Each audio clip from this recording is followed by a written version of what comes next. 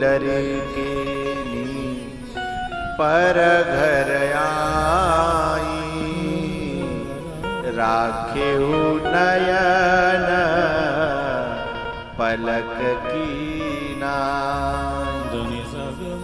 बड़ी दर्द भरी बात कहना चाहता हूं, किसी के कलेजे के टुकड़े को अपने घर में कैद करके दर्द मत देना, क्योंकि अपनी बेटी को देख करके बाप परवश हो गया है, असहाय हो गया है, वो तुम्हारे साथ कुछ कर नहीं सकता। और असहाय पे प्रहार करना वीरता नहीं है। क्या है? मैंने कई बापों को ये कहते हुए देखता है कि मेरी बेटी न होती ना इस घर में, तो मैं इस आदमी का वो हाल करता कि 7 पीढ़ियां याद करती। क्यों कहता है वो? क्योंकि वो असहाय है, उसके हाथ कटे हैं, उसके हाथ बंधे हैं, और किसी के बंधे हुए हाथों पर प्रहार करे वो कायर है, महाकायर है वो हैं? यदि तू इतना ही बड़ा योद्धा है तो कुछ ऐसे से युद्ध कर जिसके हाथ खुले हों। हैं? तू हाथों को बांध करके युद्ध कर रहा है। किसी के कलेजे को, हैं? जिसने तुम्हें अपना कलेजा दिया, उसके साथ साथ कुछ जो कुछ बना है वो दिया ही दिया है, लिया तो कुछ है। उसके बाद जो परेशान करते हैं, और जब कोई किसी की बेटी को परेशान करता है ना, वो केवल बेटी को परेशान नहीं कर रहा, उसके साथ साथ उसकी माँ को भी परेशान कर रहा है, उसके बाप को भी परेशान कर रहा है, और उस बाप को परेशान कर रहा है जिसने अपनी पगड़ी तेरे चरणों में उतार के रखी है। बेटा की बराबर का दामाद होता है, और वो जब परेशान करता है तो वो हाथ भी जोड़ लेता है, बेटा तू मेरे बेटा के बराबर है, मैं तेरे से कुछ कहना नहीं चाहता।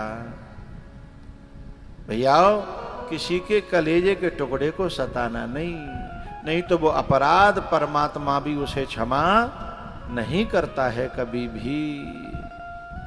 इसलिए दशरथ जी महाराज इस सिद्धांत को जानते थे, इसलिए क्या कहते हैं कि बधू लड़केनी पर घर आई, राखेऊ नयन पलक कीना, राखेऊ नयन पलक कीना। ये बहुएं जो आती हैं ना, ये तुलसी का पौधा है, इन्हें अच्छे जल से सींचिए, इनकी कानों को खींचिए नहीं। खींचने से पौधा बढ़ता नहीं है, जड़ें उखड़ गई ना तो सूख जाता है। कान पकड़ करके ज्यादा खींचोगे और जड़ खिंच गई, जड़ माने हृदय की कोई ग्रंथि यदि चोट खा गई, यदि भीतर कोई खुंस खा गई है, तो पौधा ही नहीं सूखेगा। वहां तो पौधा सूखेगा, और यहाँ यदि जड़ उखड़ी तो पूरा खानदान सूख जाएगा, पूरा कुनबा सूख जाएगा, पूरा कुटुंब सूख जाएगा।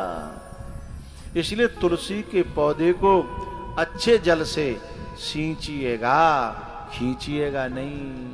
बधू लड़किनी पर घर आई, राखेऊ नयन पलक कीना, राखेऊ नयन पलक कीना। दशरथ जी महाराज ये पलक का दृष्टांत क्यों देते हैं पता है? पलक जो है ना, वो सारे धूल धक्कड़ ईंट कंकर पत्थर सबको अपने ऊपर ले लेता है, पर आंख पर आंच आने नहीं देता। सांस भी ऐसी ही होनी चाहिए, सांस भी। और यदि सांस जो है खुद ही बाकी धूल धक्कड़ और आंख फोड़ रही है, तो फिर वो सांस कैसे हुई? बुराइयों को जानते हुए, कमियों को, गलतियों को समझते हुए भी जो ढांकने की कोशिश करे, वो माँ है, वो सास है। और खुद ही खोज खोज के गिनावन लगेगी ना, तो फिर वो माँ नहीं बन पाएगी। मैंने बुरे से बुरे लड़के और लड़कियां देखे हैं, पर माँ को कभी भी ये कहते हुए नहीं देखा। वो यही कहती है, ना मेरो बेटा इतना बुरा ना है, पर जा जमाने ने बनाए रखो, या दुनिया ने बनाए रखो है। वैसे मैं बेटियों से बहुओं से तो यह कहूंगा, यदि वो कोई गिनती गिना भी रही है, उसमें तुम अपनेपन का दर्शन करना। वो अच्छा बनाना चाहती है बहू को भी और बेटी को भी। उसका उद्देश्य दोषों को गिना करके अखबार में निकलवाना नहीं है, हैं? वो इसलिए देख करके कहूँ मोए गारी न पड़े, जी ऐसी है तो जाकी मैयो भी, जाकी मैयो कैसी होगी, हैं? मैयो को जमाना आड़े हाथों रख लेता बिना बात है।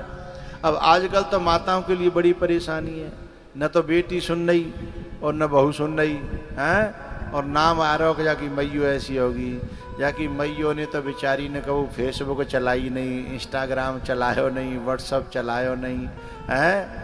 और बा ने तो बेचारी ने खूब सीख की कहीं, पर वो कोई सुने तो। इसलिए जमाना बदल गया। मेरी प्रार्थना, यदि कोई बच्ची गलती करती है तो उसकी माँ का नाम मत लेना, क्योंकि अब माँओं का उसमें हाथ नहीं है। उसका गुरु उसकी माँ गूगल हो गई है। उसकी जो माँ है ना, वो गूगल हो गया है, फेसबुक हो गई है, व्हाट्सअप हो गया है।